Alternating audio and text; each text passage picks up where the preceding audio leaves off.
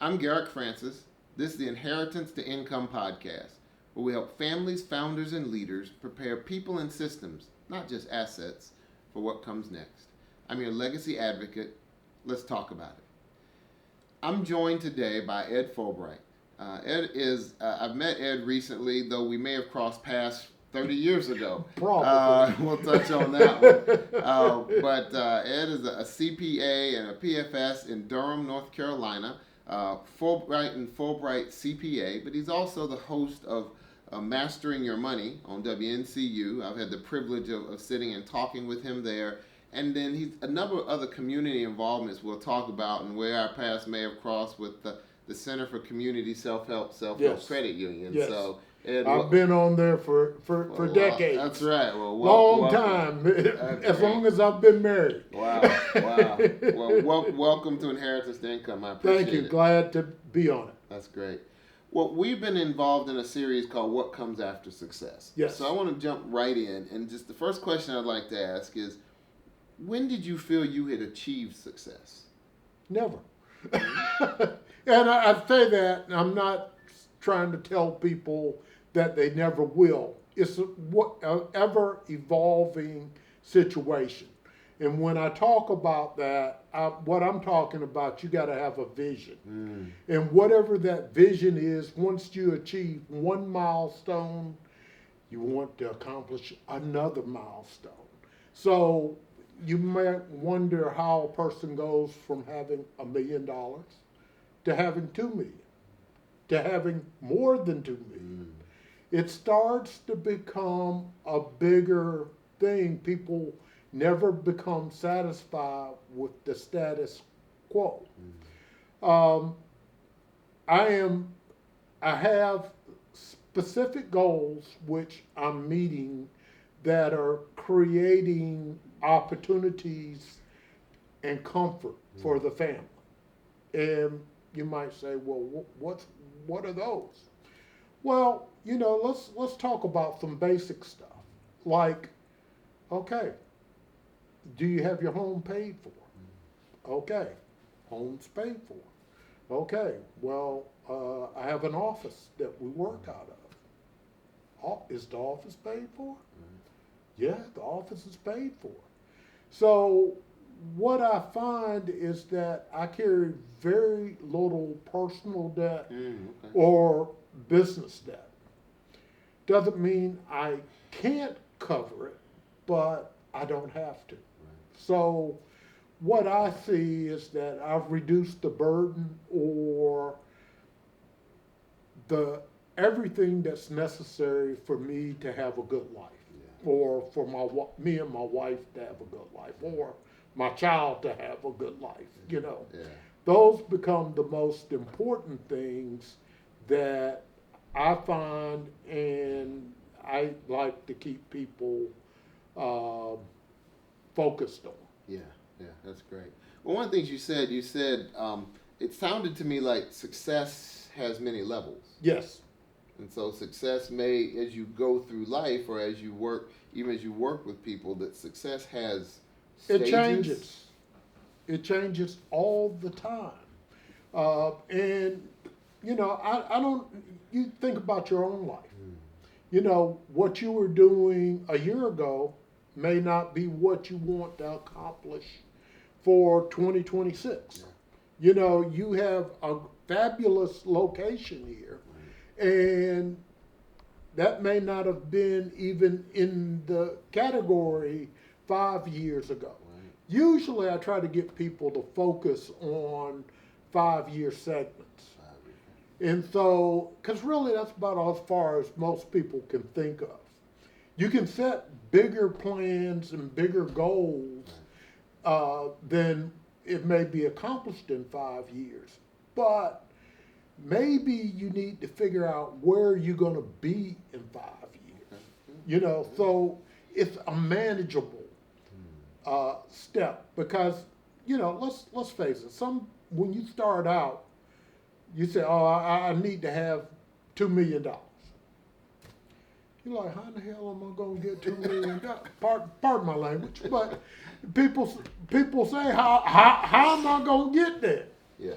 Well, as I tell people, it's you got to think about how you're making money, and is there any way for you to keep making money and get to the point where your money is making money for you when you sleep. Right, right. That sleeping money the is sleeping the money is good money. Yeah, it's great That's money. good money. That's It's good great money because if you don't have to do anything for it, that becomes pretty powerful. That is good.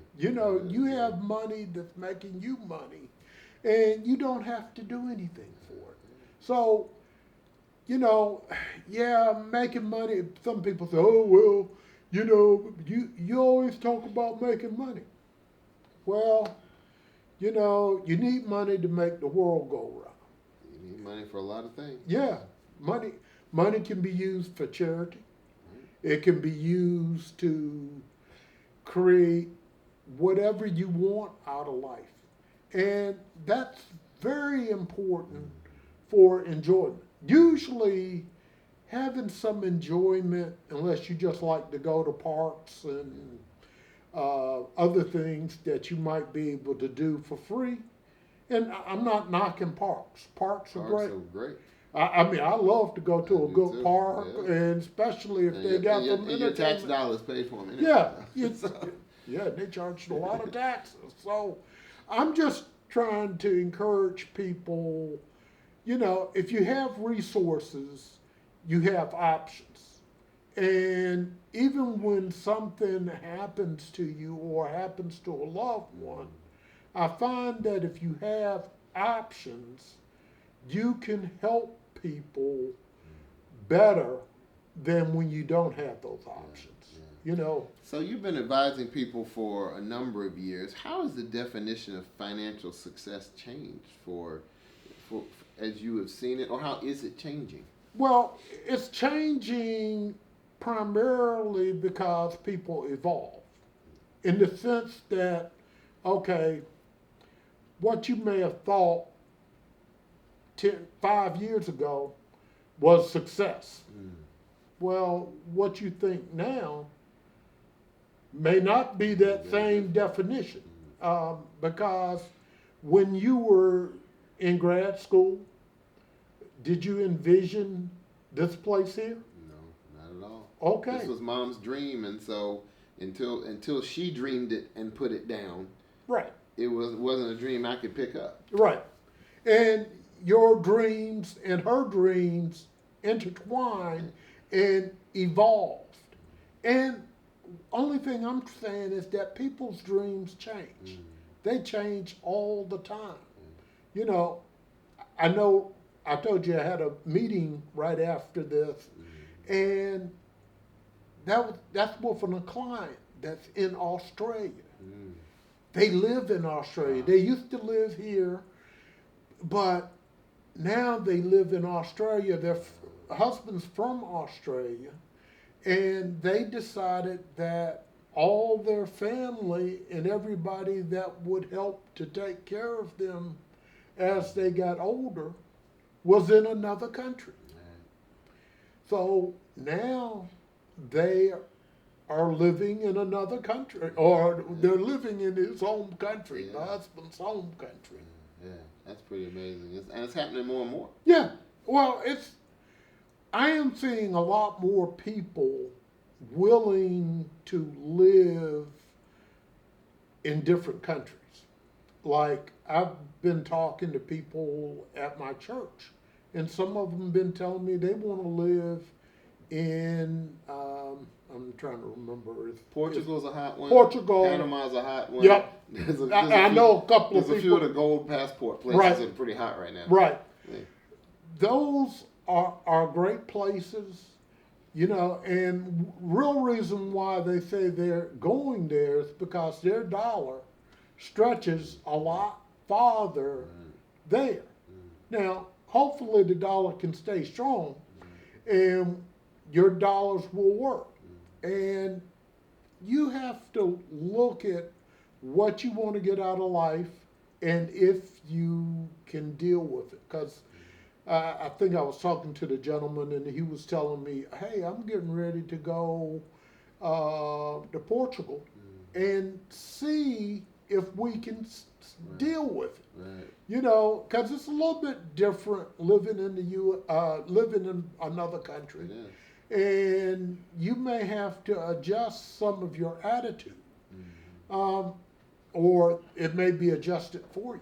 You don't know what's going to happen. Yeah. So Yeah. they're trying to do a test run. I guess they want to make sure before they sell their house, they Go all in. yeah, go all in. I was like, well, I don't know. I might go. The way I look at it is that if you don't have anything to come back to, Mm. you're all in. You're all So in. You're you all make in. you make it work. Yeah. You Yeah. decide that you've got to make it work in order for it to work. That's maybe a bold way to look at it, but the way I look at it is that until you make the commitment, you're not going to make it work. It becomes an option. Yeah. So I've heard you say a few times, I'm sure thinking about your clients and, Sure. and small business, other people out there, I think I've heard you say, how much is enough? Yeah. Why is that such a powerful question? Well, the big thing about knowing how much is enough is knowing when you have enough money to make you comfortable. Now, it can keep building, and hopefully you got it wisely placed so it always keeps growing. So what is enough can become greater. So like I had one client, he said, well, right now, Ed, I think I'm about $1 million higher than what I really need to live the rest of my life. It's like, wow, how did you come to that decision? Well, I looked at what I needed to have, and this looks like enough to generate a decent living. I said, great, I'm glad you've got that. One of the most generous people on earth. I mean, he gives pretty close to 10 to 20% of his money, our income, away constantly. I'm like, wow, that's really great. Most people don't give the 10 to 20%. Right. But when you know you have enough, you can make bigger decisions. You know, I've known some other people to give significant amounts of money. I told him, I said, well, he changed churches, and I was like, boy, I know that preacher cried when you changed that church. Because, I mean, he was giving a fairly significant amount of his income to the church.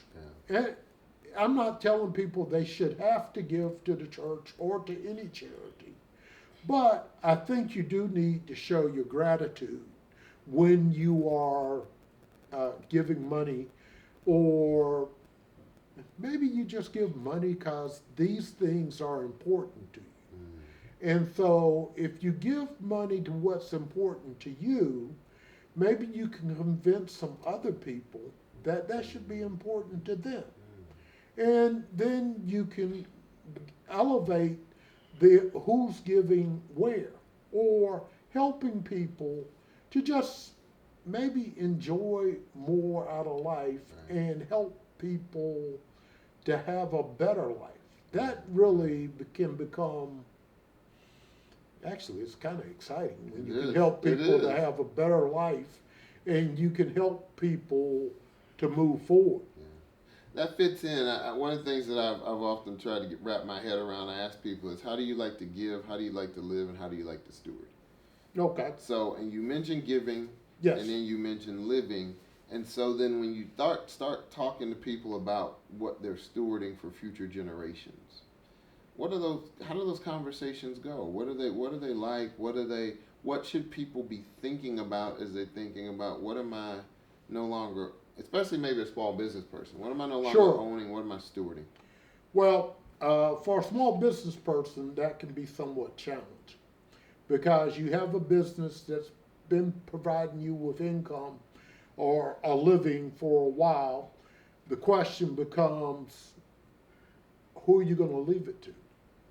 You know, do you have a child that you want to leave it to? And do do you they have want to? other children that don't want anything to do with that business?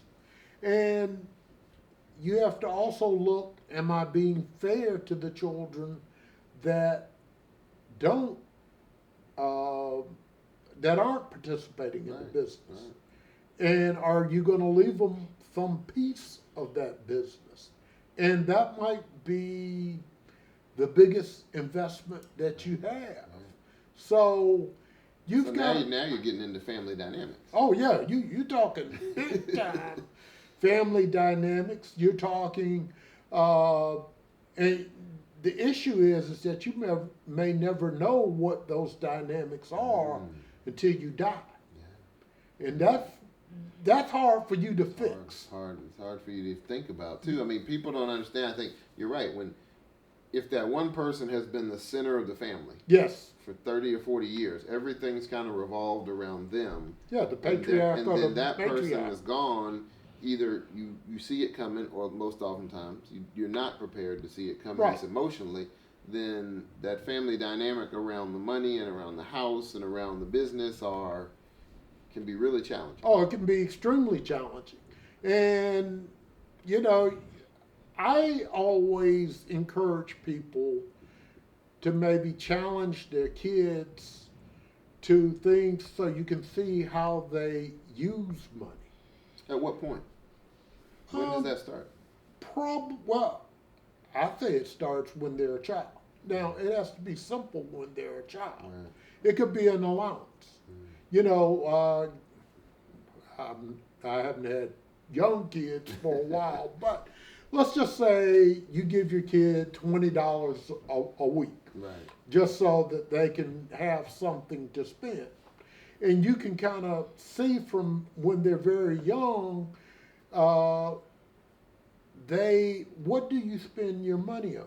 You give them enough money to take care of, because like I think we started our daughter out on candy. You know, we're not paying for candy. Right. You get so much for an allowance. That's for you to spend that.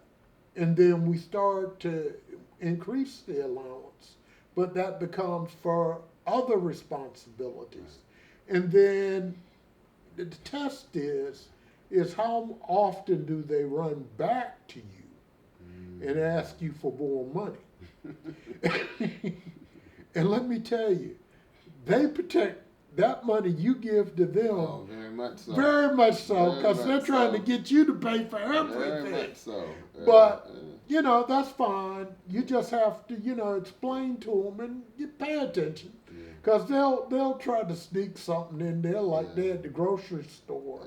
And all of a sudden you see all these things in their hand and you say, well, oh, is that stuff you want? Yeah. Is that going to, I guess that's coming out of your allowance. And they're like, what do you mean? Out of your account. Yeah, and they're like, no, that's not what's going to happen. So then all that stuff disappears. Yeah, right. And you say, what happened to it? Well, you know, I didn't think I really needed it. And, you know, those are teaching moments, Yeah. right? Those are opportunities to have what I call unaccustomed conversations. right.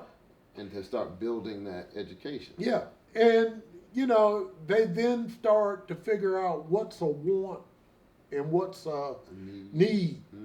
And that is probably the most important thing any family can teach their kids.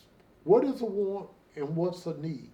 And so they can figure out how that's affecting their life, or do they really want? Because I remember my parents taught me about what was a want, a need. I actually thought it was a necessity, because this was back when cars didn't automatically come with air conditioning. And I was putting the air conditioning in my car because a parent bought a new car, but they said, I'm not buying the air conditioning. And I was like, okay, no problem. I'll get that air conditioning myself. I got some money in the bank. And took care of that. That was that was fine. That worked fine. Always learned to keep a little stash for myself so that I could always be able to make decisions on my own. And that becomes, I think, one of the most important things you can teach your kid is about saving money, learning how to invest. If they can learn about that type of income or resources, you start to make a big difference in your life. Right. You know, because let's just say, as you talked about business owners, okay? One thing that I try to do with business owners, if they can deal with it, is I try to get them to buy a place that they can own if they have a business outside of the home. The reason being is that you've got to pay somebody. So if I'm renting from you, and I'm paying you rent every month, I then start to, I'm paying you money that could be going to me, helping me to build my wealth equation. And so if that happens, you start to make a difference in your life, and you can, it's just another lever that you can have money for later in life.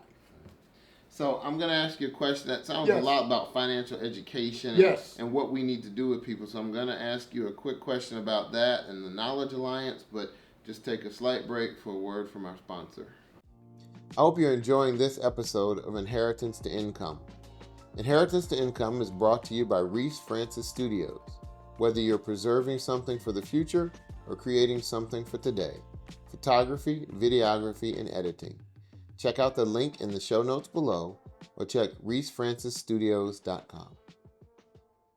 So, as we talk about financial education and we talk about what it takes for families to create that, tell me about the Knowledge Alliance, and tell me some about you, because I know you've also been involved with an organization near and dear to our heart, the Center for Community Self-Help Credit Union, and all its pieces for a number of years. And I'd love to hear about your involvement with those things. Yes. Well, I think I've had every position on the board that you can have with self-help. I think it's been about 37 years. Wow. The reason why I know that, because I got married the first month I got on the board. So it's always tied to, I think I got married on the 29th of May, and I got on the board in the middle of May. So, but first of all, I think the people who started self-help are geniuses. Very much so. They walk the talk that they state to everybody. Yes. They keep the salaries at a reasonable level. They also are building wealth for their organization, for their organizations to become financially independent. And you know that's like my thing. Yeah. And the reason why I say that is because they started out from a bake sale. Mm-hmm. I think $77. Yeah, I was going to say $77 at a bake sale. Yeah. And they do an incredible job. They're now a multi-billion-dollar organization capable of taking care of themselves, but they are always planning for the future. And that's what I would encourage everybody. If you have a small business, figure out how your small business is going to live on beyond you, or what you want to have happen with the small business if something happens to you. You know, your vision for this business can help you to grow it the way you want it to do. And if you don't have somebody in your family that's going to take it over, you need to figure out what's going to happen to the business if something happens to you, Right. and get that lined up. Yeah. I learned a lot. I mean, when full disclosure, so Sure. I worked at Self Help when I came out of graduate school Yes. in 1992, I guess it was. Okay. Okay. And so I had worked for Senator Sanford. I had worked for MDC, and then I got, like, similarly, I got married in graduate school. Sure. And so one thing I learned from Self Help that I think has stayed with me is, one, mission driven, two, next chapter focused. They were always helping people to think about, what's the next chapter? What are we doing? What are we doing in Walltown? What are we doing in Asheville? What are we doing in DC? Because when payday lending is starting to be a thing. I mean, they were always trying to. So how is it? What do you think has been, from a leader's perspective, what has allowed the leadership there to always be focused on kind of that next chapter? Never getting bogged down in the challenges of life or in business. And the reason why I say that is because you always have challenges. Every business does. And what I see, or the people that I see being very successful, is that they're focused on the future, like you're talking about, or the next thing. And they're figuring out solutions to problems that may never, ever come up, but they got a solution for it, or they're ready to move if they've got to move. So it doesn't create a real problem. Most people let problems occur, and then they develop a solution. Well, it's just like if you got a leak in your roof, at some point in time, you're going to have to fix that leak. And if you don't start to get proactive about it, that's what I see self-help does really well. The leadership there is outstanding, and they have backup plans for backup plans. The systems are in place. Yes. That's it. Yes. So one thing I think it's interesting to me, and this is something, and you've seen self-help, and I'm sure you've worked with a number of nonprofit organizations.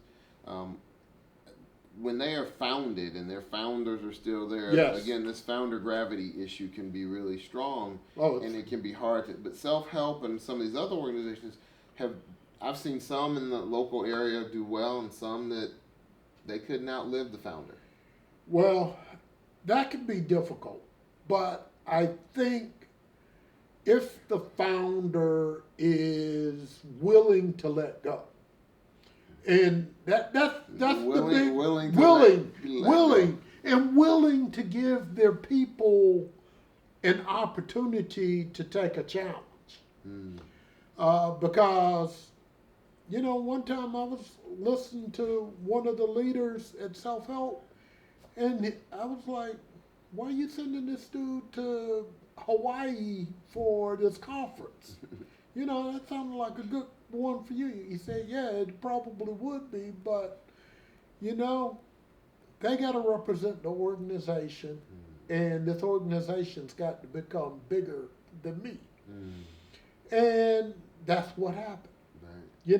So the guy he sent now is president of one of the self-help companies. So, in order for you to develop leadership, and if you don't, you become basically a 1 or 2 person show. And that's fine if that's what you want. But if you're willing to develop people, create opportunities for them, and make things exciting, and yes, you're going to probably have a few people leave you. Well, you have to accept that. That's just the course of developing people, helping people grow, and helping to create opportunities for them. And, you know, it can also help you to be able to develop a bigger organization. Now, I think self-help now is about over 900 people. Wow. Okay. You're also talking about an organization. That's probably about 825, 50 more than when I was there. Yeah, it might have only been 75. I remember it was Martin and his wife running it. Yeah, Bonnie. Yeah. And they had a few other people. Yeah. There are a few other there, but what I've seen him do amazingly well is that he's willing to share the experience with other people and create opportunities for other people and get other people to buy in to the overall mission. Right. Now, that can be the same, and folks, that if you're listening to us, you hear we're talking about mission, you know, that's just what your values and goals are. That's your purpose, your values, your purpose, your goals, yeah. and how do you live them? And if you can get other people to buy in to whatever the mission of your business is, or to buy into the mission of your own self, you know, we all, at least I hope everybody wants to do better. And if everybody wants to do better, you get other people to buy in. They talk to you about things that are important to them. You can help them. They can help you. And you can start to make a difference in each other's life.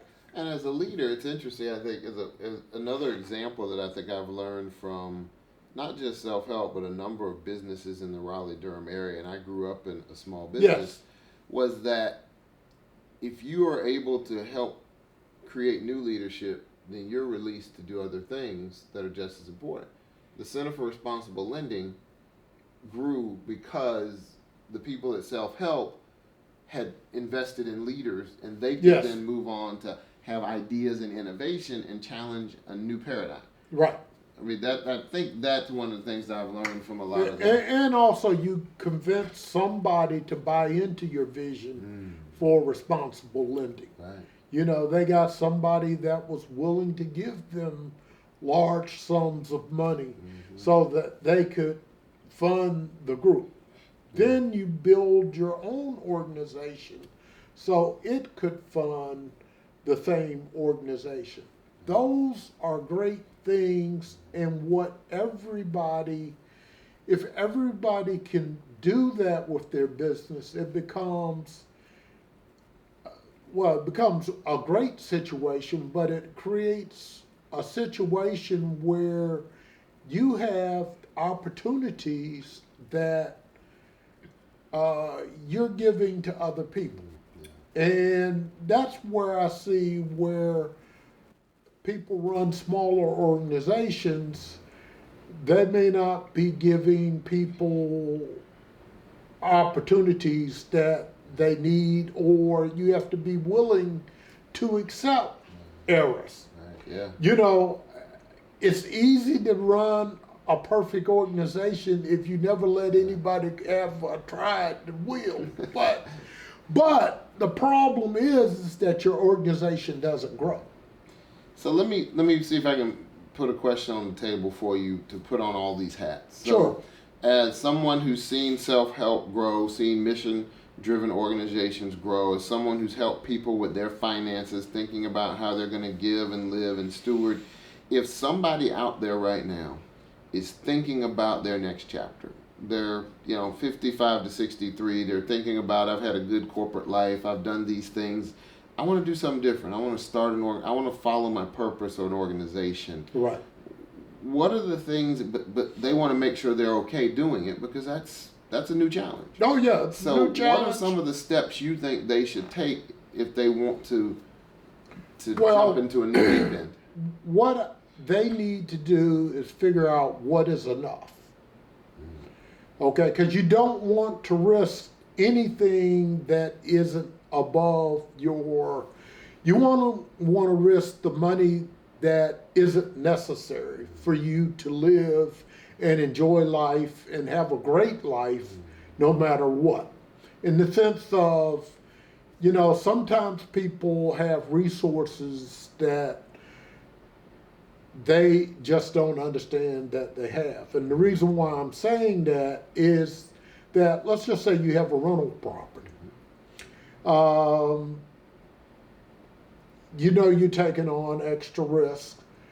What do you do with that rental property? Do you need to sell it? Do you need to do something else with it? That might be a source of capital that you might not be thinking of because it's just sitting on your balance sheet. And if you realize that this is an extra asset, you can figure out how to make the extra resources that you might need to make that what I call plunge. Because anytime you change what you're doing, it's a different change. It's a different lifestyle that you're about to adapt. I mean, I remember when I started our business with me and my wife, we had to figure out how we were going to make this work. Well, I said, well, baby, we'll make sure we can always eat and take care of the house. Right, the basics. Yeah, the basics. The needs versus wants. Yeah. We had to have that way down. If we didn't know that, we would be in real trouble. Right. And so we managed a very nice lifestyle, lived fairly well, but never lived beyond our means. I'm like, okay, yeah, I'd like a fancy car. Do I really need a fancy car? No, I don't.